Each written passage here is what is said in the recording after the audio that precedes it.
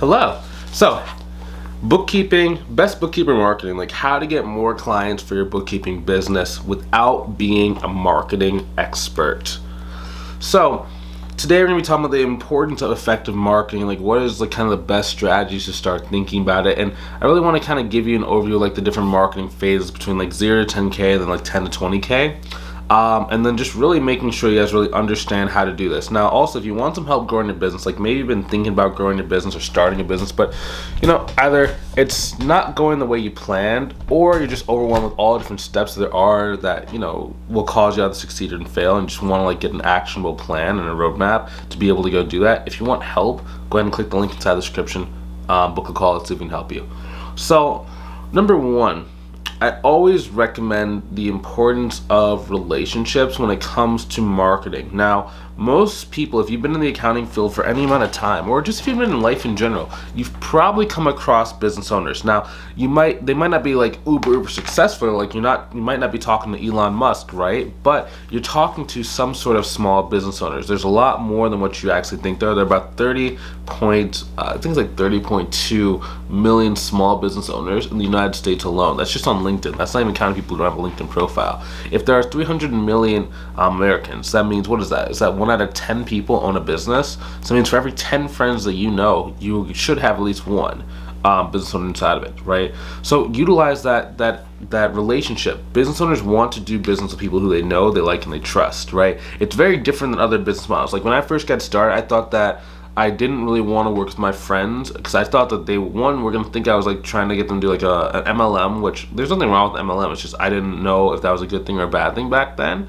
And then number two, I thought that if I did a bad job on their books and I messed things up, they would hate me forever, right? And I would lose a friend because I didn't have a lot of friends when I was growing up because I was always traveling schools, switching school districts, etc., etc.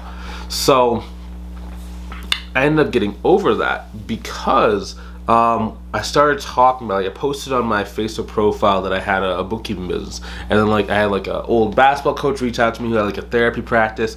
I had an architect who had like an engineering firm reach out to me from my church. I had a financial advisor reach out to me that was also in a different church that I went to, and it was just like people were just like wanting to work with me, and it's like, oh, I didn't realize that. I was keeping it a secret because I thought that I had to go to strangers to build a business, right? A good example is that's actually of our student named Mike. Now, when Mike was first getting started, he ended up utilizing 2 different relationships.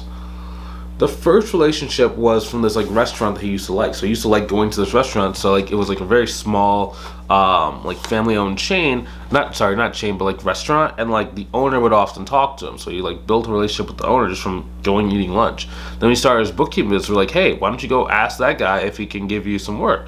So the guy ended up paying him a lot of money. Like he made him like a controller for the guy's company. That was a really, really high amount of money because we also had him like package a couple different services like HR. He was doing like some virtual assistant stuff, as well as he was doing the accounting, the bookkeeping, even like some of the taxes. Like he was getting paid like, how much was he getting paid for that? I can't remember. It was like either $10,000 or like $12,000 a month for that one client, right? And it's just like boom. So use your existing network, use your existing audience, your existing friends, right? They have money inside of it. If you've lived life for any period of time, you have money inside of your audience. If you're like starting from a different industry, you still might have money. It might be a little bit less because they might be business owners, but they might not know you as a person that does accounting and bookkeeping. So you have to kind of like build that you know what you're doing, right? But you still have money inside of it, right? So number one, in order to do this, identify who are some business owners inside of your network. Okay, so you can do this by like I literally have most people that join our program. I have them like come in if they've been in business for any amount of time and say, hey, write down every single friend, family member, employer, client, anyone that you've ever talked to that owns a business now, and then we give them like messaging scripts of how to actually get them on the phone in like a non-salesy way so that people feel really good. Even if they're not interested, they still don't lose any like social capital with that person.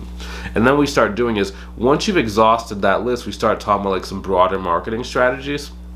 as for example, like literally understanding like social media presences, right? So that's like LinkedIn, Instagram. The reason why I like those is because you can utilize your friends list as much as possible, and then once you start exhausting that list, you have no more friends that own a business, you can start going to their friends, right? So LinkedIn will show you people who are like in common. Same thing Instagram, same thing with Facebook. So they're designed to help you go and find more of your existing friendships, right? Or friends that are like friends of friends. So it makes it very simple for you to start really like building that. Then as you exhaust that list, you can start learning how to build new relationships on social media by like targeting business owners. So in order to start developing an online presence, right, and start going past the businesses that you currently know, I'm always thinking about number one, I want to get at least 1,000 business owners to follow and engage with my content. If you can get about 1,000 business owners, you're not going to have a problem getting clients, right? So with 1,000 business owners, you should have about, what is that? When I had my first 1,000 like real business owners, I was getting clients every 100. Every 100 business owners that would accept my connection request, I would get one client. So my first about 1,000 business owners that I connected with, I got about 10 clients from that. So I mean, it doesn't take you that long, especially if you're charging a high ticket price point, right? Because 10 clients could be 10K per month if you know what you're doing and if you have like the right amount. Now it's not a guarantee, like you could take 20 clients to get to 10K per month. It just depends on your pricing structure.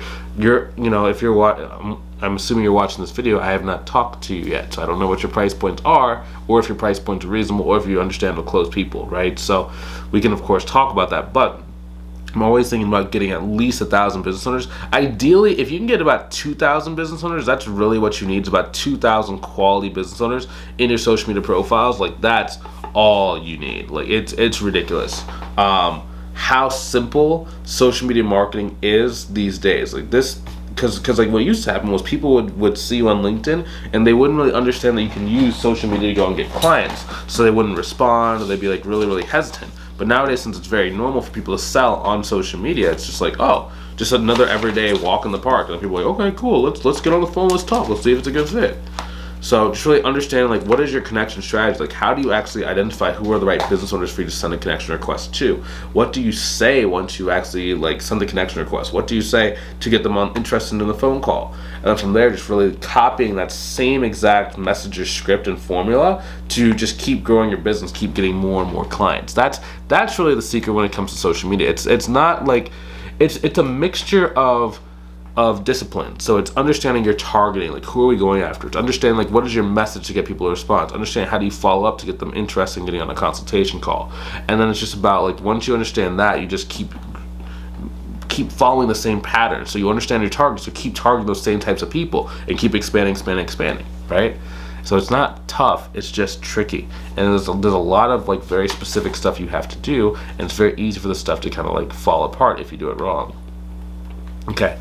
Next thing, important of conversation and marketing. So in terms of our marketing scripts, we actually have like our script is so simple and stupid.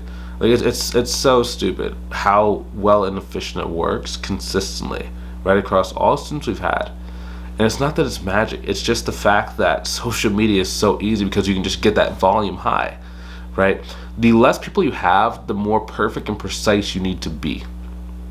The more people you have on your list, the more forgiveness you can have. So like our student Audrey, she has at any given time about 200 people who have said they're potentially interested in wanting to work with her in the future.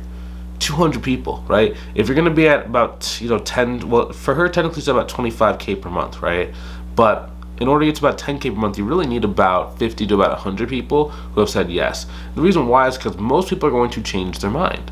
So sometimes what happens, like they might tell you yes in Messenger and just keep up with them as maybe they're getting some stuff working or they're fixing some stuff in their business, etc., etc. A lot of different scenarios or situations that can come up. So if you have a high enough number, so not only do you have 2,000 business owners, but now out of those 2,000 business owners, you need to have 50 to 100 that said they're interested in potentially getting some help, right? So out of that 50 to 100, now you're trying to convert this 50 to 100 people over time. And every single year gets easier and easier because you keep going and keep building this relationship, and they like you a little bit more and more every single time you talk to them. And it's just about how do you follow up with them without like being annoying, without like over pitching, or without them only feeling like the only reason you're talking to them is just to get a sale. And again, when I say like our marketing script is very simple, right? It's not that simple is bad. Like some people are like, oh, it's so simple it can't work. No, simplicity scales, fancy fails, right? Because if something is too fancy, it's too complicated. I heard this guy on social media on an advertisement says like, the more and thens that your business has, the higher the chance that it's going to fail. So let's say, for example, we'll just do and thens in marketing. Okay, so first I have to go and build a website, and then I have to rank the website, and then I have to go make a bunch of blog posts, and then each blog post has to be perfect, and then if each blog post is not perfect, then it's not going to rise to social media, and then I have to figure out how to get it to rise on Google, and then I have to go and build a LinkedIn profile, and then I have to make LinkedIn go back to my website, and then I have to go figure out how to make posts, like some people ask my website, and then I have to go figure out how to use Canva, and then I have to go do, the more and then you have, the less likely something's going to work, because most times you have to be really good at each step. Whereas our process is first you target, next you understand like what to say, and then you just repeat. It's only three, right? So really two and then. So it's target, and then you connect, and then you message. Just three things. That's why it works so consistently, because it's so simple, right? And just a skill set. Just a skill set. Next thing, so you have to also start building comfort with asking for money. So one thing that I see a lot of people who are like more consumers. When I say consumers, it's not like a bad thing. It's more of like people who have never sold something in the past. Oftentimes talking about money is taboo. Whereas in business, it's, especially for what we do, it's very important for you to be able to have the conversation of like, how much money does someone actually have, to get an understanding of if they're actually going to want to work, or if they can afford it, right? So the more comfortable you are at talking about money, the easier it is for you to make other people feel comfortable about having those conversations about money. And the reason why it's important as well is because it's like, you need to have an honest conversation. If you're afraid of talking about something, or if you don't understand how to talk about something, that's the thing that they're going to use to not work with you. They're going to say, oh, it's too expensive, or I can't afford it. When naturally they can, they just don't really understand like that you can negotiate and you can talk, right? The next skill set you need to have is making people feel comfortable, right? So not just, so first was comfort with money in this conversation, but you need to have comfort everywhere. So it's on your social media profile, it's helping people build trust, it's explaining stuff in a very, very simple way that doesn't make them feel like you're talking down to them, right? It's just a lot of different elements of making people feel relaxed and actually wanting to be around you at all given times.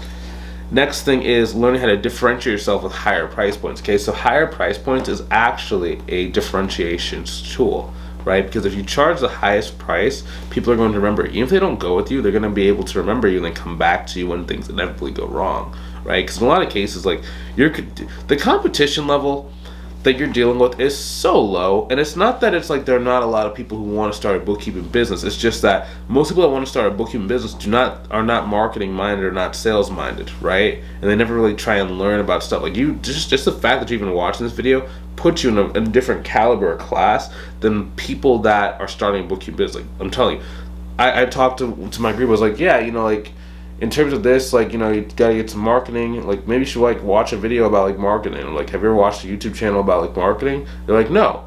I was like, what? I thought that everyone watched like marketing channels about YouTube. I'm not saying you have to go do it. I'm just saying like the bar for marketing skill set and marketing chops is so low because no one really thinks about doing that or learning about that you're automatically going to be differentiated amongst like your peers, right? And then if you just charge higher price points and you're just a little bit more precise when you're on your consultation call than they are, you're going to get a lot of deals like that, especially if you're talking to really high caliber business owners. If you're talking like beginners or people that are just like very scattered, it's very unpredictable when you're talking to them. But if you're talking to someone that has a successful business, they're like a very successful business owner, right? Not necessarily just money wise, but just like their mindset and just their ability to like just have peace in their business, you're going to make a lot because they're going to respect that skill set. Okay, so just to recap, touch your circle of influence, leverage past life experiences and relationships, utilize Instagram and LinkedIn to be able to go and like get some clients. Now some extra learning resources. So we have a lot of different like playlists, like how to start your business. We have like a business startup playlist, and a lot of different resources they can see. Also, if you want some help, like we have, I think at this point in this channel, I think there are about 950 YouTube videos. That's a lot.